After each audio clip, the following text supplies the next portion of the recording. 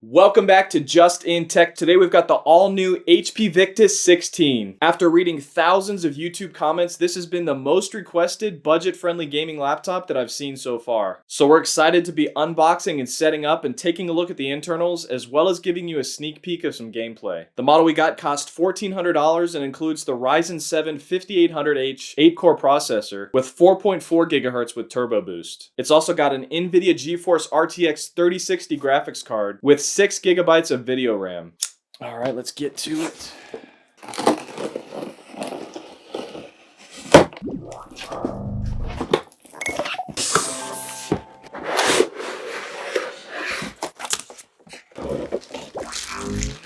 Got a power brick, pretty small power brick. All right, so we got some papers that fell out. Something squishy in here. Fancy little cleaning cloth. Wow. Don't usually get these with laptops. Step 1, plug into wall. Step 2, press the power button.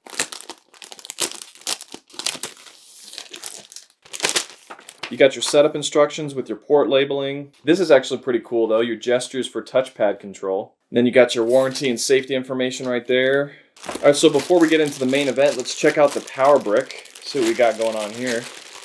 My guess is it's not going to be too powerful considering it's only a 3060 GPU. And yeah, you can see here it's only a 200 watt power brick.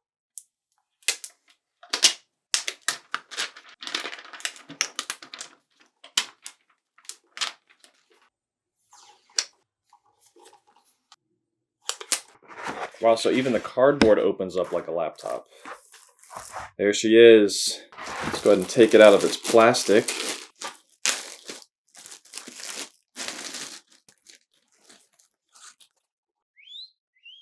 So right off the bat, I'm really liking this very sleek and minimalist design. It's got what looks and feels like a metal matte black material. I know it's plastic, but it's got the look of metal. And the chrome material on the V, I think is a really nice touch. And then some Victus wording right here on the back end. As far as fingerprints go, doesn't really pick up fingerprints that bad. Pretty surprising. The chrome material, yeah, you get fingerprints on that pretty easily. Just don't touch it. Now before we open up the lid, let's take a look at the ports.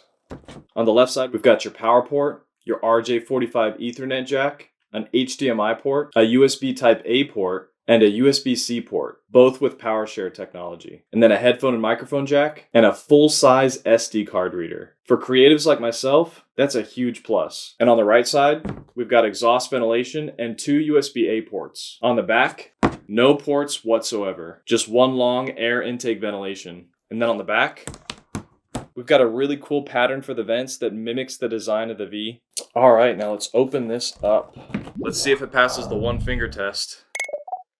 Yeah, pretty nice. Quite the wobble on that screen. Wow. Yeah, that's the most amount of screen wobble that I've seen out of any gaming laptop so far. Now let's take off the little blanket. I'm liking the design of the keyboard. You got a full-size number pad right here. You got your Omen Gaming Hub button right here. The touchpad is pretty large for a 16-inch laptop. Feels pretty smooth. The clicking mechanisms, pretty solid thud. You've got your Bang & Olufsen audio logo right here. Typing on the keyboard.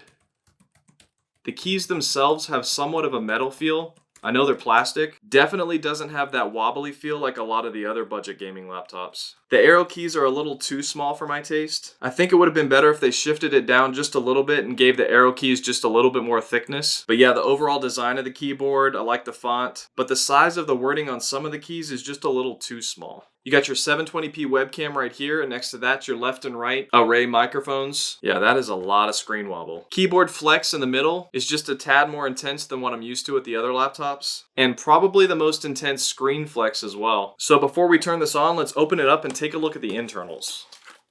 Let's open it up. Open it. Yeah, it's a camera. Go, yeah. You can see that ventilation actually only exists where the fans are. The size of the two fans is about average. Then you can see we got 2.5 heat pipes for heat dissipation, 2 RAM slots in the middle, and if you look closely, you can see that it comes with the faster X8 RAM, which is pretty surprising on a budget laptop because a lot of more expensive gaming laptops have been sneaking in the slower X16 RAM. Then you can see we've got 2 SSD card slots. Go ahead and remove one of the panels. I already took the screw out. Here you can see the heat pad right there. It doesn't look like we have access to upgrading the Wi-Fi card, but I know a lot of people never plan on upgrading that anyways. Then at the bottom, we've got our battery. You can see underneath this sticker, it's a 70 watt-hour battery. And on both sides of that, we have two very tiny little speakers. So I'm not expecting high quality on those. Overall, pretty solid internals for a budget gaming laptop. All right, now let's go ahead and start her up. I'm Cortana, and I'm here to help the United States. Is that right? Yes. All right, now that we're set up, let's go ahead and go into the Omen Gaming Hub, pressing that little button right there. So in the HP Omen 15 review, I went over some of this, but it looks a little bit different on the Victus. The main thing we want to look at is this Victus laptop section. In System Vitals, you can view your GPU, CPU, and memory utilization percentages, as well as your temps, and then your download and upload speeds for your internet. Not sure why it's at 0 right now. Network Booster shows your custom bandwidth. You can select how much bandwidth you want for each program. And then in Performance Control, basically you just have 3 different profiles: Quiet, Default, and Performance. And it looks like there's no mux switch on this. You can set your fan speed to max if you want to. So yeah, pretty basic performance controls, nothing that special. I noticed on another tech video somebody had the white version of this laptop, which as a result actually made it pretty hard to see these letters because there is no contrast. I think that the mica silver version that I got is the way to go. So my overall first impressions, it appears to be a pretty decent laptop, especially for $1,400. The only thing that I dislike so far is how wobbly the screen is. But guys, make sure to like and subscribe because next week I'm going to be releasing my full review of this machine, where we're going to be running benchmarks, battery tests, fan noise tests, screen tests, and pretty much everything that you're going to need to know before purchasing this laptop. It's pretty inexpensive, but that doesn't always mean it's worth it. Guys, remember every week I do a giveaway that randomly selects someone who's interacted with this channel. So make sure to like, comment, and subscribe with notifications turned on so that you can make sure to stay up to date with that. Also, if you're going to be getting this laptop, please make sure to use my affiliate links in the description below, as I get a small commission at no cost to you for every single purchase made. And now for that gameplay sneak peek, followed by the winner for this week's giveaway.